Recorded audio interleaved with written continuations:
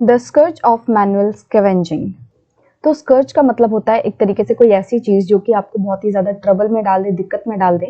और हम देखेंगे कि इसमें किस तरीके से जो मैनुअल स्कैवेंजिंग है उसकी वजह से लोगों को प्रॉब्लम्स होती हैं और एक तरीके से जो मैनुअल स्कैवेंजिंग है वो उनके माथे पे कलंक की तरह बन जाता है।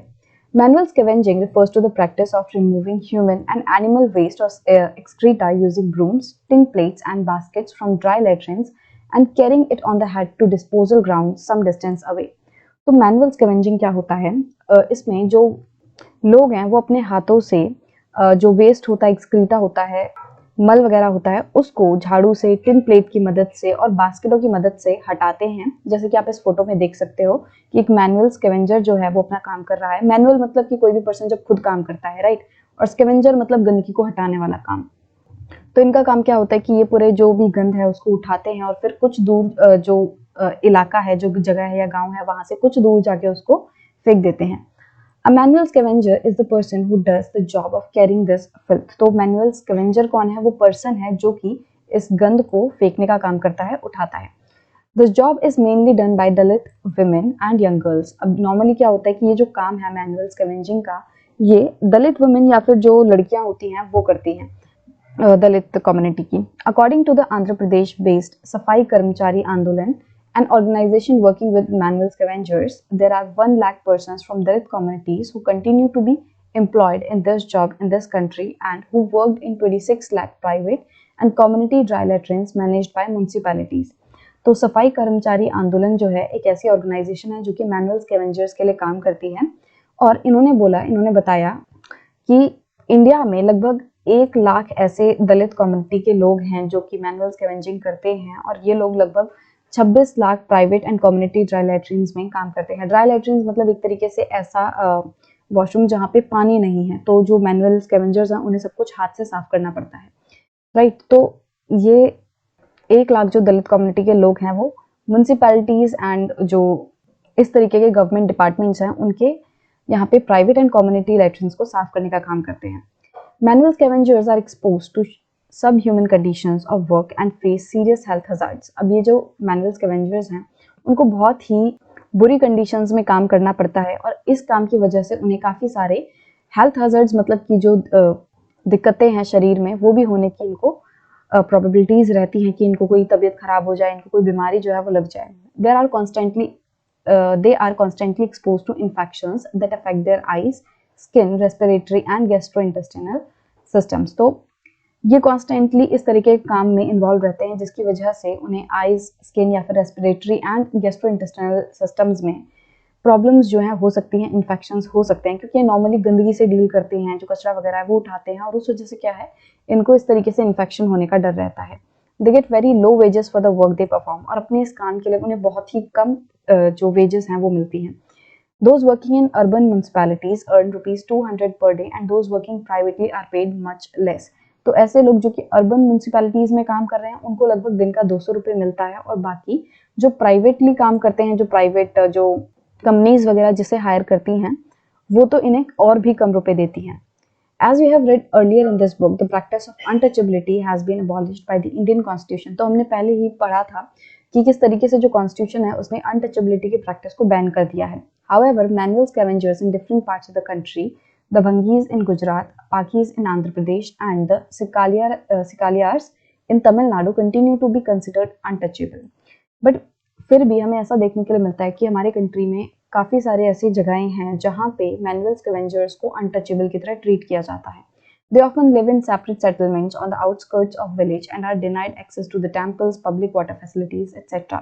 अब नॉर्मली जो मैनुअल स्कैवेंजर्स हैं उन्हें गांव से दूर रखा जाता है। गांव के जो आउटस्कर्ट है, मतलब कि जो बाहरी वाला इलाका है गांव से, मेन गांव से दूर जो जगह है, वहां उन्हें रहने के लिए कहा जाता है। साथ ही साथ उन्हें टेम्पल्स में घुसने के लिए नहीं दिया जाता, और दूसरी जो पब्लिक फैसिलिटीज हैं जैसे वाटर फैसिलिटीज हो गए, कोई पॉन्ड है, टैंक है गांव में, तो ऐसे पब्लिक फैसिलिटीज में उन्हें नहीं जाने दिया जाता। In 1993, the government passed the Employment of Manual Scavengers and Construction of Dry Latrines Prohibition Act. तो 1993 में गवर्नमेंट ने ये वाला जो एक्ट है वो पास किया था। This law prohibits the employment of manual scavengers as well as constructions of dry latrines. अब ये जो लॉ है ये क्या कहता है कि हमारे देश में किसी भी मैनुअल स्कैवेंजर को एम्प्लॉय नहीं किया जाएगा, मतलब कि इस तरीके से जो वेस्ट है क्रेटा है उसको साफ करने के लिए किसी भी मैनुअल स्कैवेंजर्स को, मतलब किसी भी इंसान को नहीं रखा जाएगा कि वो ऐसे साफ करे, राइट। साथ ही साथ जो ड्राई लैट्रिन्स है उनका कंस्ट्रक्शन भी बंद होना चाहिए। In 2003, the Safai Karamchari Andolan and 13 other organizations and individuals, including 7 scavengers, filed a PIL in the Supreme Court. So 2003 में सफाई कर्मचारी आंदोलन और 13 दूसरे जो ऑर्गेनाइजेशन थे जिसमें कि 7 स्कैवेंजर्स भी इंक्लूड थे, उन्होंने सुप्रीम कोर्ट में एक PIL मतलब कि पब्लिक इंटरेस्ट लिटिगेशन जो है वो फाइल की थी। हमने इसके बारे में पढ़ा है कि पुराने चैप्टर्स में कि ये क्या होता है, राइट। तो ये जो PIL है वो इन लोगों ने सुप्रीम कोर्ट में फाइल करी। The petitioners complain that manual scavenging still existed and it continued in government undertakings like the railways. तो ये जो ऑर्गेनाइजेशंस थे और स्कैवेंजर्स थे, उन्होंने क्या बोला PIL में कि आज भी मैनुअल स्कैवेंजिंग जो है वो होती है, आज भी लोगों को रिक्रूट किया जा रहा है मैनुअल स्कैवेंजिंग के लिए, और वो भी गवर्नमेंट डिपार्टमेंट्स में जैसे कि रेलवेज वगैरह हो गया, यहाँ पे आज भी जो मैनुअल स्कैवेंजर्स हैं वही काम कर रहे हैं। जबकि 1993 में गवर्नमेंट ऑलरेडी लॉ ला चुकी है इसको बंद करने का कि कोई भी जो मैनुअल स्कैवेंजर है उसको हायर नहीं किया जाएगा। बट 2003 में ये जो है ये लोग PIL फाइल कर रहे हैं और इस टाइम तक भी जो मैनुअल स्कैवेंजिंग है वो बंद नहीं हुई थी। तो इसी चीज को लेकर उन्होंने PIL जो है वो फाइल करी थी। The petitioners sought enforcement of their fundamental rights. तो पेटिशनर्स ने बोला कि हमारे जो फंडामेंटल राइट्स हैं वो हमें मिलने चाहिए, हमारा जो अधिकार है वो हमें मिलना चाहिए। The court observe that the number of manual scavengers in India had increased since 1993 law. और कोर्ट ने ये देखा कि 1993 में ये मैनुअल स्कैवेंजिंग को बैन करने के बाद भी जो नंबर ऑफ मैनुअल स्कैवेंजर्स है वो बढ़ चुका है, बल्कि कम होना चाहिए था ना लॉ के बाद। तो पर देखने क्या मिला कि मैनुअल स्कैवेंजर्स जो है वो अब और ज्यादा बढ़ गए हैं।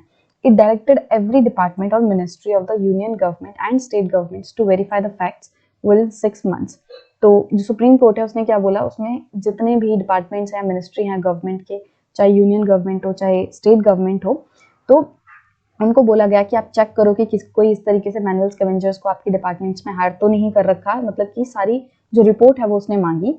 If manual scavenging was found to exist then the government departments has to actively take up a time bound program for their liberation and rehabilitation.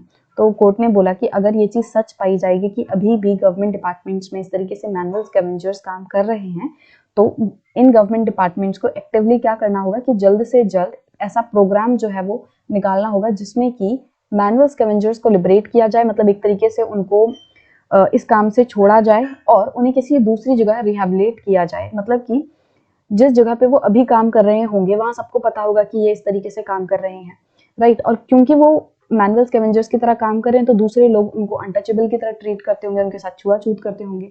तो इसलिए ये जरूरी है कि जहाँ पे वो रह रहे हैं उनको वहां से हटा के किसी दूसरी जगह जो है उनको शिफ्ट किया जाए, ताकि वो एक नई जिंदगी नए तरीके से जो है स्टार्ट कर पाए, जहाँ पे उनके साथ कोई इस तरीके से जो अनटचेबिलिटी की प्रैक्टिस है वो ना करें। The Prohibition of Employment as Manual Scavengers and their Rehabilitation Act came into force on 6 December 2013। तो मैनुअल स्कैवेंजर्स का प्रोहिबिशन जो है, मतलब कि उनकी एम्प्लॉयमेंट बंद होनी चाहिए और इनका रिहेबिलिटेशन होना चाहिए, इसको लेकर एक्ट जो है वो 6 दिसंबर 2013 में आया। तो जिस तरीके से हमने आदिवासीज एंड दलित्स की सिचुएशन देखी कि उनके साथ जो है मार्जिनलाइजेशन होता है, उनके साथ डिस्क्रिमिनेशन होता है, कुछ ऐसी ही सिचुएशन जो है वो मैनुअल स्कैवेंजर्स की भी है। और इसमें हमने देखा कि किस तरीके से उन्होंने काफी सारी दिक्कतों का सामना किया और फिर उन्होंने जो सुप्रीम कोर्ट है वहां पे PIL दर्ज की। तो इसमें हमें देखने मिला कि लॉज जो है वो निकल तो आते हैं, लॉज तो जो गवर्नमेंट है वो पास कर देती है, बट प्रॉब्लम ये आती है कि वो इम्प्लीमेंट सही से नहीं होते, राइट। सो गवर्नमेंट को जो है ये जरूरी है कि वो ध्यान रखे कि जो भी वो लॉज निकाल रही है वो सही से इम्प्लीमेंट हो।